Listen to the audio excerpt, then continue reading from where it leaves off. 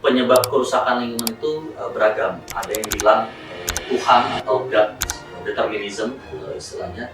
Ada juga yang bilang manusia, yaitu human determinism. Millennial, X, dan juga Gen Z itu mereka cenderung lebih banyak mengatakan kalau perubahan iklim ini terjadi karena ulah manusia. Baik etika masyarakat itu kecenderungannya antroposentris karena dia ngelihat penyebab kerusakan itu adalah manusia. Karena itu pula manusia pula yang harus disasar untuk bertanggung jawab mengurangi atau memitigasi kerusakan lingkungan.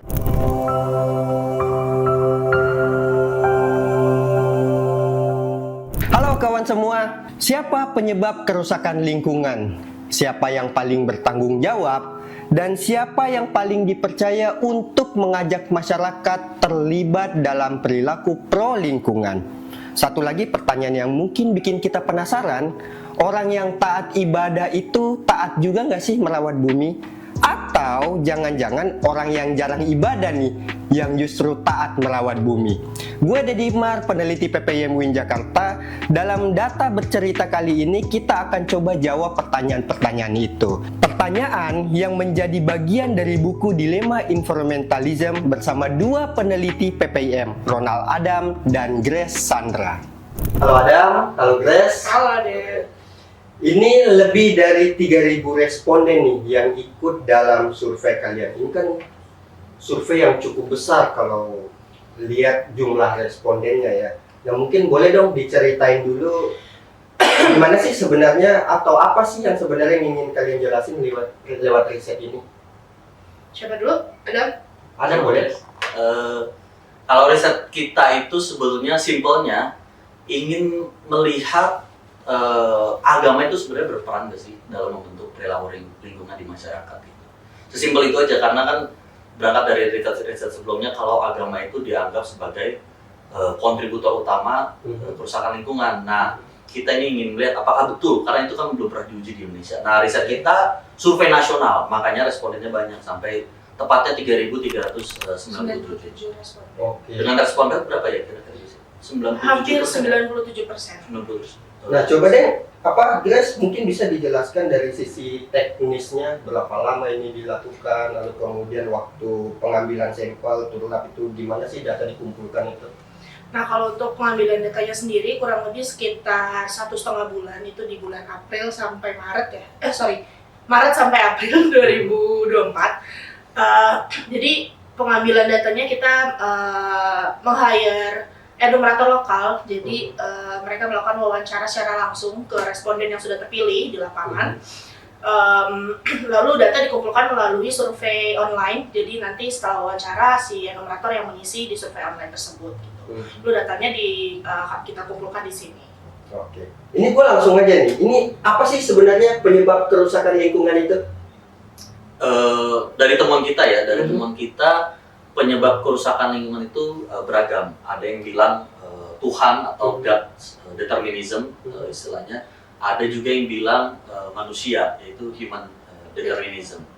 Tapi kita juga masukin satu indikator lagi, yaitu konspirasi. Jadi jangan-jangan nih masyarakat punya pandangan kalau perubahan iklim sebagai hasil dari konspirasi. Nah kita mengukur tiga itu tuh. Nah hasilnya justru menarik. Memang pandangan yang paling populer adalah aktivitas manusia sebagai penyebab dari perubahan iklim, atau tadi human determinism itu sebagai penyebab perubahan iklim. Tapi yang tidak kalah menarik adalah masyarakat juga masih punya pandangan bahwa perubahan iklim sebagai hasil dari God's determinism. Itu ada dua indikator ya. Perubahan iklim sebagai tanda akhir zaman dan perubahan iklim sebagai hukuman Tuhan atas dosa-dosa manusia. Nah yang pertama tadi menarik, perubahan iklim sebagai tanda akhir zaman itu biasanya cenderung disebut sebagai pandangan yang apokaliptik.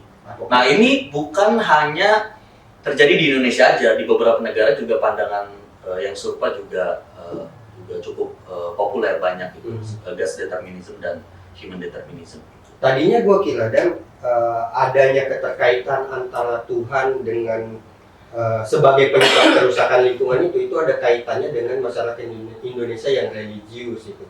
Ini lu ngelihat Iya. ada keterkaitan itu juga nggak? Iya, ada keterkaitannya, begitupun di beberapa negara. Jadi pandangan apokaliptik, pandangan God's determinism dalam melihat perubahan iklim itu justru dibentuk ada kaitannya dengan agama, bagaimana kepercayaan di dalam masyarakat itu. Oke, tapi itu bukan yang dominan ya, yang dominan tetap Yang dominan manusia. tetap manusia, tapi angkanya juga cukup tinggi, di atas rata-rata di atas 50%. Tapi balik lagi, ini bukan hanya di Indonesia, di Amerika juga terjadi pandangan apokaliptik dan God's determinism juga ada. Di beberapa di negara-negara Eropa juga muncul pandangan tersebut. Oke. Jadi normal sebetulnya, tapi angkanya di Indonesia cukup tinggi, di atas 50%. Oke. Tapi yang paling tinggi tetap manusia. Manusia, aktivitas. Coba dong Grace, dijelaskan yang manusia terutama di menurut antar generasi nih. Nah, kalau misalkan di antar generasi itu untuk yang perbandingannya di sini generasi ada boomer, ada generasi X, milenial, juga Gen Z. Nah, kalau misalkan di antara keempat generasi ini, untuk yang boomer sendiri ini memang mereka cenderung lebih banyak setuju kalau perubahan iklim ini terjadi karena tadi salah satunya terjadi karena alam atau dari Tuhan gitu. Nah, lalu kalau misalkan dari yang milenial, X dan juga Gen Z itu mereka cenderung lebih banyak mengatakan kalau perubahan iklim ini terjadi karena ulah manusia. Jadi karena tadi adanya aktivitas ekonomi atau atas dosa-dosa gaya hidup manusia. Gitu. Jadi makin tua makin ingat Tuhan memang ya. Bisa jadi bahwa Bisa jadi ya, karena sudah ya udah banyakin amal gitu. Oke. Tapi maksud gue ini memang real ada di survei bahwa memang ya milenial ke bawah yang memang melihat manusia sebagai penanggung jawab atas kerusakan lingkungan itu. penyebab. Sorry. Nah, Kalau tanggung jawab nanti beda lagi. Iya. ini memang gue mau nanya itu sebenarnya. Oke, langsung aja nih. Jadi siapa sebenarnya yang bertanggung jawab atas kerusakan lingkungan itu? Nah, kalau dari generasi tadi sendiri juga ada sedikit perbedaan nih. Kalau misalkan dari yang bertanggung jawab atas kerusakan lingkungan atau perubahan iklim, di sini kita mengukur ada beberapa penyebab ya. Maksudnya siapa yang bertanggung jawab gitu, sorry. Yang pertama ada individu, lalu ada pemerintah, selanjutnya ada perusahaan atau industri, lalu ada ormas dan juga lain-lainnya gitu. Nah, di antara keempat itu untuk yang mayoritas memang di atas hampir 50% lah. Hampir rata-rata 50% itu menyatakan individu yang bertanggung jawab. Tapi yang menariknya yang mengatakan kalau misalkan industri itu atau perusahaan itu bertanggung jawab, itu yang sekitar di atas 10% mengatakan perusahaan ikut bertanggung jawab itu hanya di milenial aja. Jadi untuk yang generasi boomer, X dan juga Gen Z itu lebih rendah dibandingkan yang milenial, nggak nyampe lah 10%. Jadi bisa dibilang yang milenial ini yang lebih kritis gitu, yang mau bersuara atau mengatakan kalau misalkan perusahaan ini ikut menyumbang atau bertanggung jawab lah dalam kerusakan iklim. Kalau berdasarkan dari afiliasi keagamaan gimana? Nah, gue ingin menyampaikan dua hal sebetulnya. Siapa yang paling bertanggung jawab terhadap perubahan iklim? Yang pertama dari aspek afiliasi agama, yang kedua dari aspek seberapa sering masyarakat mempertimbangkan agama dalam mengambil keputusan. Nah, yang pertama di dalam aspek berdasarkan afiliasi agama, justru pandangan yang paling populer individu sebagai orang yang paling bertanggung jawab terhadap perubahan iklim. Nah, baru diikuti dengan pemerintah, baru ketiga perusahaan. Nah, tapi uniknya justru di aspek kedua yang tadi pengen gue jelasin, dari aspek seberapa sering masyarakat mempertimbangkan agama di dalam mengambil keputusan. Ada dua aspek, yang satu sebenarnya ada 4 skala. Yang pertama, tidak pernah sama sekali. Individu yang tidak pernah mempertimbangkan agama dalam mengambil keputusan, sebut aja orang-orang kayak Dedi lah ya. Emang Dedi tuh orang kayak gimana sih, Dok? Yang tidak pernah mempertimbangkan dalam mengambil keputusan. Iya, yang soleh guys. Yang sisanya jarang, dia mempertimbangkan agama tapi sekalinya macam-macam, ada yang jarang, ada yang sering, dan ada yang selalu. Nah, dari orang yang tidak pernah mempertimbangkan agama, kalau gue sih biar gampang aja ya dengan tujuan untuk mempermudah pembacaan analisis, gue nyebutnya sekuler. Tapi koordinator riset kita nggak berani nyebut sekuler. Jadi lebih aman nyebut orang-orang kayak Dedi aja. Orang-orang kayak Dedi ini justru dalam melihat siapa yang paling bertanggung jawab terhadap perubahan iklim justru melihat pemerintah, perusahaan Oh, oke. yang paling bertanggung jawab. Baru diikuti dengan individu dan pemerintah. Jadi kan itu yang berbeda. kayak Dedi milenial semua tuh. Bisa jadi. Bisa jadi. Ada kaitannya tadi kan? Dedi udah tua juga. Gak pernah mempertimbangkan agama, tua juga dia. Gue memang Milenial tapi akhir ya. Gue memang milenial tapi di ujung. Nah, tapi ada perbedaan. Kalau berdasarkan afiliasi agama yang paling populer pandangannya bahwa individu sebagai aktor yang paling bertanggung jawab. Nah, di sini orang yang mempertimbangkan agama juga sama individu, tapi orang yang tidak pernah mempertimbangkan agama dalam mengambil keputusan, saya bilangnya sekuler atau lebih amannya nyebut orang-orang kayak Dedi, itu justru melihat perusahaan yang paling bertanggung jawab. Oke. Nah ini orang-orang yang ngelihat perusahaan atau industri sebagai penanggung jawab itu ada kaitannya nggak sih dengan gerakan-gerakan kiri yang berkembang itu? Mungkin ya ada bisa jadi ada kaitannya. Nah, karena begini, kalau misalkan kita sangkut pautkan dengan misalkan riset yang gue kerjakan di gerakan Green Islam itu memang kita ngelihat dua pola besar suatu gerakan tuh. Ada gerakan yang kecenderungannya menyasar pemerintah dan industri, ada gerakan yang kecenderungannya menyasar individu-individu untuk memperbaiki etika masyarakat tuh. Nah yang terakhir yang memperbaiki etika masyarakat itu kecenderungannya antroposentris karena dia ngelihat penyebab kerusakan itu adalah manusia. Karena itu pula manusia pula yang harus disasar untuk bertanggung jawab mengurangi atau memitigasi kerusakan-kerusakan lingkungan. Nah yang kedua ini yang kecenderungannya menyasar industri dan pemerintah ini punya kecenderungan yang ada banyak sebenarnya jenis kecenderungannya. Ya seminimal-minimalnya iman itu di golongan ini disebut sebagai strukturalis, setaat-taatnya iman dalam golongan ini disebut sebagai marxis gitu.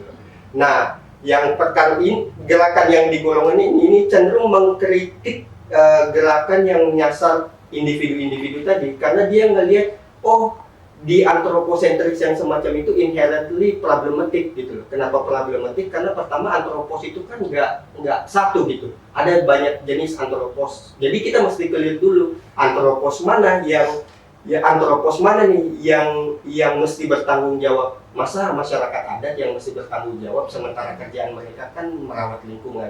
Baru-baru ini atau beberapa tahun terakhir itu ada Oxfam ngeluarin hasil riset social injustice. Isinya ngasih tahu bahwa masyarakat Afrika itu adalah masyarakat yang paling sedikit berkontribusi dalam kerusakan iklim, tapi justru terkena paling banyak terdampak dalam kerusakan iklim. Nah, masa masyarakat yang begini juga yang mesti bertanggung jawab? Nah, itu yang pertama tuh. Nah, yang kedua, selain itu juga mereka ini ngelihat bahwa ternyata antropos itu nggak fully consciousness ternyata antropos itu nggak fully consciousness. Ada aspek unconsciousness itu yang lebih banyak ngedrive secara struktur, secara sistem yang kadang-kadang ini beyond human tuh. Jadi gue kasih contoh begini, waktu gue ngerjain riset Adam Gress itu gue pernah wawancara sama salah satu aktivis yang punya keterkaitan afiliat dengan suatu perusahaan. Terus gue tanya, ini abang sadar nggak sih bahwa perusahaan abang sebenarnya sedang merusak lingkungan? Jawabannya bikin gue kaget. Jawabannya adalah sadar, Grace, dan lingkungan gue pun sebenarnya sadar bahwa dia sedang merusak lingkungan. Tapi mau bagaimana katanya? Tetap dilakukan. Sistem dan struktur perusahaan kami mengharuskan kami untuk terus explore. Jadi sistem dan perusahaan kami mengharuskan kami terus explore. Nah oleh karena itu kan berarti nggak bisa nih berarti hanya selesai di antropos saja. Lebih dari itu kita harus bertanya what drives anthropocene, kira-kira kan begitu. Oke, itu terlalu filosofikal kira-kira. Nah tapi gue pengen masuk lagi ke yang tadi, Dam. Kita sudah tahu kondisinya sebegitu kompleks ini, sebegitu rumitnya. Terus siapa yang paling bisa dipercaya untuk mengajak masyarakat ke perilaku pro lingkungan?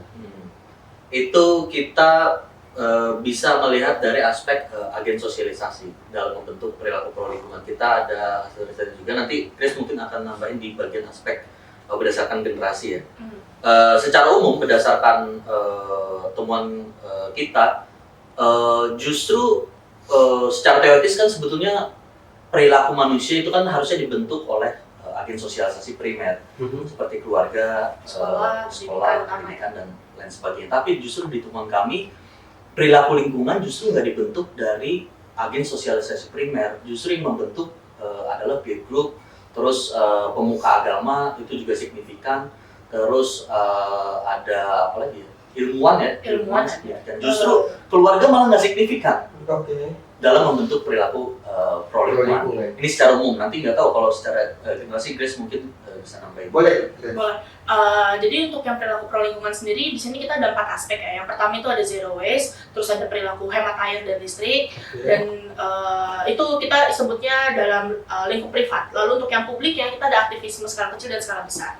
Nah kalau misalkan dari generasi yang di milenial dan Gen Z ini di level di 4 level tadi, di 4 level publik ataupun level privat itu agen sosialisasi teman yang paling berpengaruh. Jadi mempunyai peran lah teman terhadap perilaku mereka, perilaku pro lingkungan mereka. Lalu selanjutnya untuk yang di publik itu ada tokoh ulama atau pemuka agama lah gitu kan, dari beberapa semua agama lah, pokoknya pemuka agama. Nah itu berperan dalam perilaku di ranah publiknya dalam aktivisme kecil ataupun aktivisme besar. Nah, kalau misalkan yang di generasi yang ditemukan seperti itu, tapi ada juga yang kayak influencer itu juga berpengaruh tapi hanya di level ranah zero waste-nya aja. Jadi bermacam-macam gitu pengaruhnya peran-peran mereka. Tapi yang tadi paling banyak dominan itu tadi diteman sama yang ulama atau pemuka. Itu kalau mau dikerucutkan dibagi-bagi di lini generasi itu gimana guys? Milenial lebih percaya, lebih mayoritas lebih itu tadi spesifik memang untuk yang di milenial dan generasi Z aja. Oh gitu, spesifik di milenial dan Gen Z. Nah berarti milenial sama Gen Z masih cukup ngedengerin tokoh agama ya? Iya. Kalau saya sih sebagai Gen Z masih ya. Kok bisa sih? Kok bisa dong bisa? Saya sering di sholat Jumat masih sering dengerin ulama. Maaf nih, sholat Jumatnya di sebelah mana? Ada di masjid mana? Masjid Visi UIN Jakarta. Yang pertama tentu kita ragu kalau lu Gen Z. Yang kedua kita juga ragu kalau lu sholat Jumat.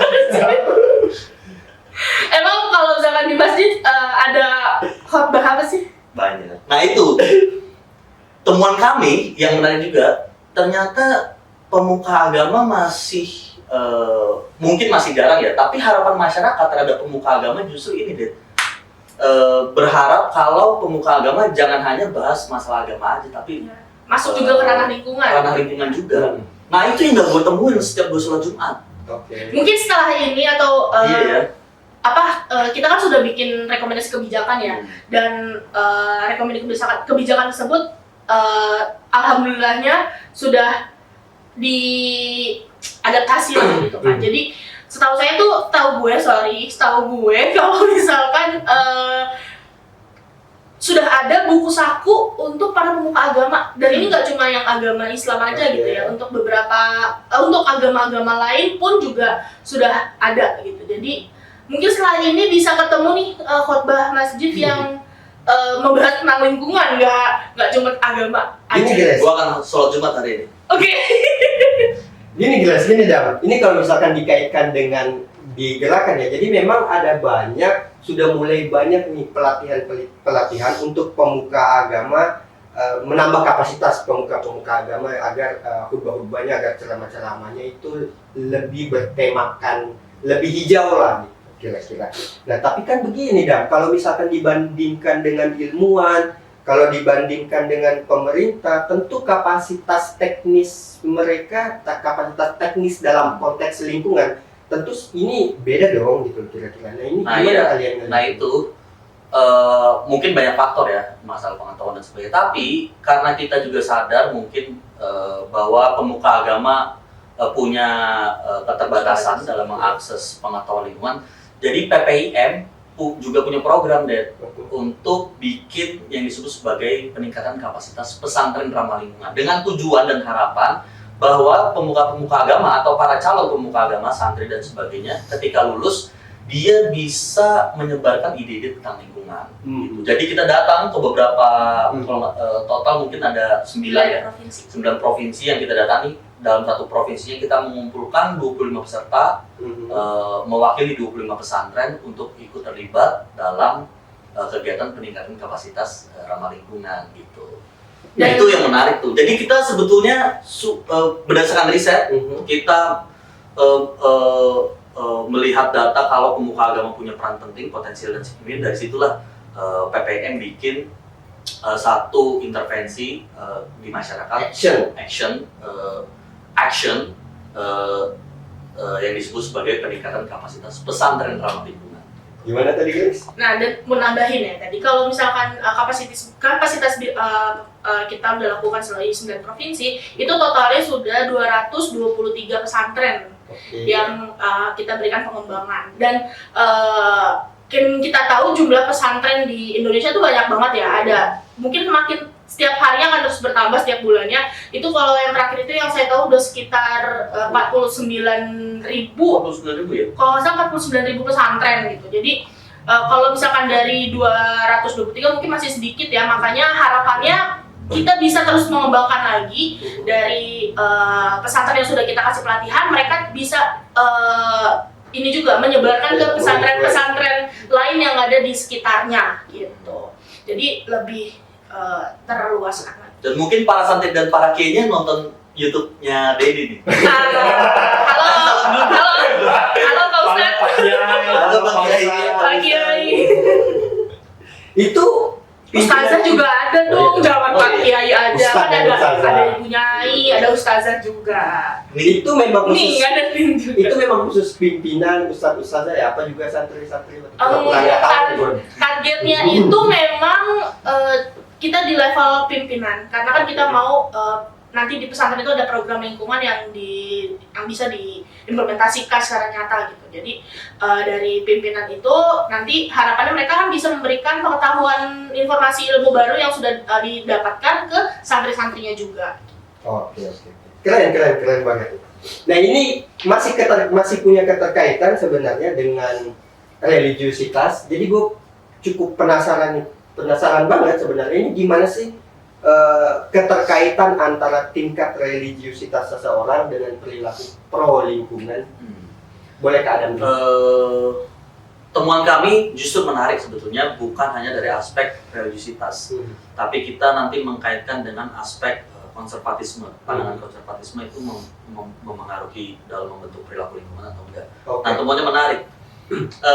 Tapi kayaknya sebelum masuk gue jelasin sedikit yang tentang religiusitasnya. Ukurannya boleh. Cara mengukurnya. Religiusnya itu kita mengukur dari intensitas ibadah mereka. Jadi seberapa sering mereka melakukan ibadah yang wajib ataupun sunnah. Lalu juga kalau yang konservatifnya kita lihat dari bagaimana pandangan mereka, dari pandangan terhadap gender, pandangan teologi, lalu ada juga pandangan terhadap kepemimpinan politik serta pandangan terkait kebijakan negara dan agama. Nah, jadi dari indikator-indikator itu, jadi kita bikin dua variabel konservatisme agama sama religiusitas. Nah, temuannya justru menarik. Justru semakin individu religius, justru semakin dia punya perilaku ramah lingkungan. Tapi sebaliknya, semakin individu punya pandangan yang konservatif, justru dia semakin tidak ramah lingkungan. Jadi bisa, itu seperti dua sisi mata uang. Makanya kita juga ambil judul dilema environmentalisme. Jadi kita melihat kalau agama punya dua sisi yang saling bertentangan. Kalau dia semakin religius, dia bisa pro lingkungan, tapi dia semakin konservatif, dia semakin tidak ramah lingkungan. Nah, mungkin Anda bertanya-tanya kan, Denny ini bertanya-tanya, kok bisa orang yang konservatif itu nggak ramah lingkungan? Kita melihat hubungannya dengan cara pandang dia dalam melihat perubahan iklim. Justru orang-orang konservatif ketika kita analisis dalam melihat siapa penyebab perubahan iklim, justru pandangan apokaliptiknya cenderung lebih kuat, yang menganggap perubahan iklim sebagai tanda akhir zaman, perubahan iklim sebagai tanda akhir zaman. Nah itu jadi tren tuh di dalam pandangan konservatif, di mana pandangan ini di dalam beberapa kasus di negara-negara, begitupun mungkin juga di Indonesia, punya konsekuensi yang sifatnya fatalistik, melihat agama sebagai segala hal sebagai hasil dari kekuasaan Tuhan, sehingga kalau ini perubahan iklim hasil kekuasaan Tuhan, ya manusia seolah-olah nggak punya kekuasaan untuk menyelamatkan lingkungan. Nah dari situ mungkin ada kaitannya dengan perilaku pro lingkungan. Jujur aja yang bikin gue penasaran bukan konservatifnya, karena yang lebih relate sama gue kan sama tingkat religiusitas Oh, iya. tadi yang lebih taat beribadah tuh. Jadi gue penasaran di situ tuh Dan. Jadi orang yang kayak gue misalkan rajin bangun malam untuk melakukan ibadah, mengerjakan ibadah-ibadah sunnah, bukan hanya yang Mandi wajib. bukan hanya Bukan jangan wajib, sorry. Mengerjakan yang wajib. yang sunnah ya. Nah ini justru semakin punya korelasi yang positif dengan perilaku pro lingkungan tuh. Oke. Ini gimana penjelasannya? Gue justru penasaran. Iya, nah itu juga sebetulnya masih puzzle. Tapi kita interpretasi kita, riset kita itu ada kaitannya dengan komitmen. Jadi kita punya dua dimensi di dalam religiositas tadi, ya ritual ya. Ada yang wajib, ibadah wajib, ada ibadah sunnah. Nah kalau bangun malam itu sunnah. Iya itu sunnah. Kalau wajib ya sholat 5 waktu dan Iya. sebagainya. Nah, Bangun itu malam ada- tuh tadi maksudnya Sholat tahajud sunnah. kali ya? Tahajud ya. Tahajud ya. Bukan sholat wajib ya. Jadi ada kaitannya. Semakin individu menjalankan yang sunnah, yang wajibnya kan pasti harus dijalanin dong kalau Iya. dia menjalankan yang sunnah, maka semakin dia punya perilaku ramah lingkungan. Oke. Nah kita di situ melihat kalau orang menjalankan sholat sunnah atau ibadah sunnah kan dia akhirnya punya komitmen lebih Oke. dibanding orang yang hanya menjalankan ibadah wajib. Gitu. Kayak saya sunnahnya lancar, Wajibnya bisa nggak? Sebenarnya lanjut. itu mengandaikan komitmen yang lebih. Nah, begitupun perilaku lingkungan.